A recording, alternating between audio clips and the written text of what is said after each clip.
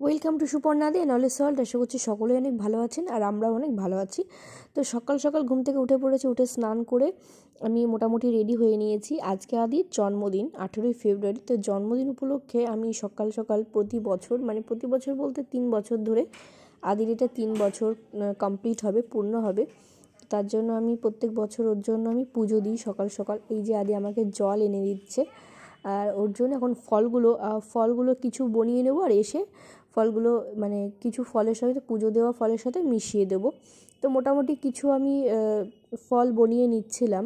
আর হ্যাঁ, আজকের দিনটা সবার কাছে নিজের সন্তানের জন্য অনেক স্পেশাল, অনেকে অনেক রকম করে। তো আমি সকাল সকাল পুজো দিই, তারপরেই সারা দিনটা শুরু করি। আজকের দিনটা যখন আদিকে আনতে গিয়েছিলাম নার্সিংহোমে, তখন তো অনেক কিছুই চাওয়া পাওয়াই ছিল, তাই না?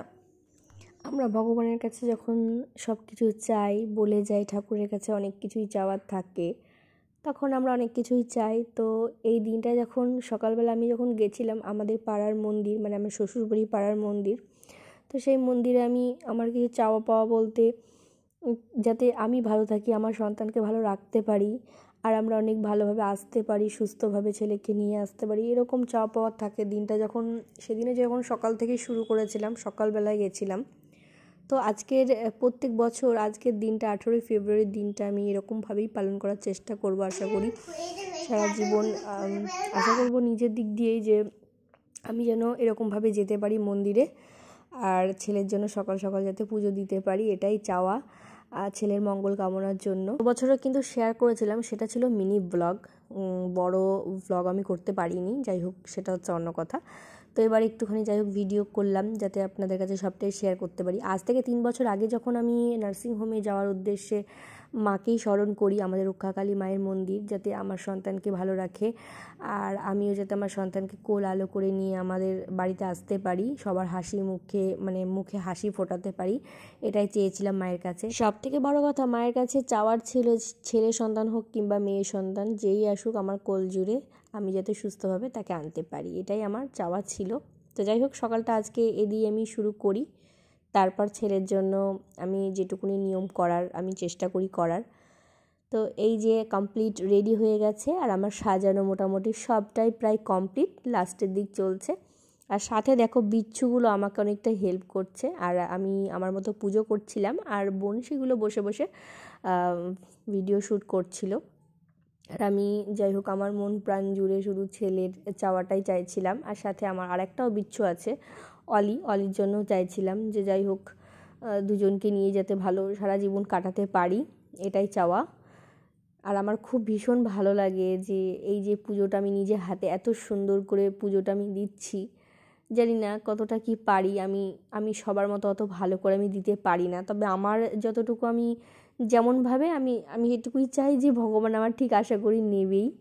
আমি খুব ভালো করে পুজো দিতে পারি না, অনেক রকম করেই দেয়। তো যাই হোক কে কীরকম করে দেয় আমি জানি না, তবে আমি আমার মতো করেই দিই। খেয়ে নিলি প্রসাদ আমাদের খেয়ে নিলি, ঠিক আছে, সবার ফার্স্ট তুই নিলি, ঠিক আছে, দেখো ভাই নিয়ে নিল যা। দেখতেই পেলেন আদি নিজে একাই প্রসাদ তুলে খেয়ে নিল। পুজোও শেষ, আদির প্রসাদ তুলে খেয়ে নেওয়া কমপ্লিট হয়ে গেল সবার ফার্স্টে। আর আমাদের মা রক্ষাকালীর মন্দিরটা আমাদের বাস স্টপের সামনে, তার জন্য বাস স্টপের সামনে যাকে যাকে পেয়েছি সবাইকে প্রসাদ দিয়ে তারপর আমি বাড়িতে এসেছি। পুরো বাস স্টপ, তারপরে আমাদের আশেপাশের বাড়ি, যেসব বাড়ির সামনে আছে, যাই হোক অনেক বাড়িতেই দেওয়ার চেষ্টা করেছি। তো যাই হোক কমপ্লিট আমার সবাইকে দেওয়া। তারপর আরেকজন লাস্ট ছিল তাকে দেওয়ার, তো অলির সেটা হচ্ছে দোকান জেঠু। তো ওই জেঠুটার মানে বাস স্টপেই দোকান, তো দোকানে অনেক ভিড় ছিল, তো যার জন্য দেওয়া হয়নি, আর এখন দিতে যাবে অলি। আর আদির জন্মদিনের ভ্লগটা কেমন লাগলো জানাবেন, আর ভালো লাগলে লাইক কমেন্ট তো করতে অবশ্যই ভুলবেন না। আর যাই হোক আপনারা কি ভাবছেন আমি পুজো দিতে গেছিলাম খুব ভালোভাবে নাকি? তো ভালোভাবে বলতে এই যে প্রথমে সব মন্দিরটা আমি কিন্তু নিজে হাতে পরিষ্কার করেছি, তারপর পুজো দিতে গেছি, কারণ এটা বছরে একবার করে পুজো হয়, আর সেরকম কেউ না মানে এটার পরিষ্কার যত্ন খুব একটা করা হয় না। তো করে মাঝে মাঝে একটা কাকু করে, তবু আর কত করতে পারবে একা, তো সবাই মিলে করলে এতটা নোংরা হয় না। তো যাই হোক কাকু কত করতে পারবে, করলেও বা অনেক দিন পর পর করে। তারপর যখন আমি ছেলের পুজো দেবো তার জন্য আমি নিজেই আবার মানে পরিষ্কার করে নিচ্ছিলাম, এত নোংরা সব নিজে হাতে। আর ওই কাকু মিলে আমার কাকুটা আর আমি করেছিলাম পরিষ্কার।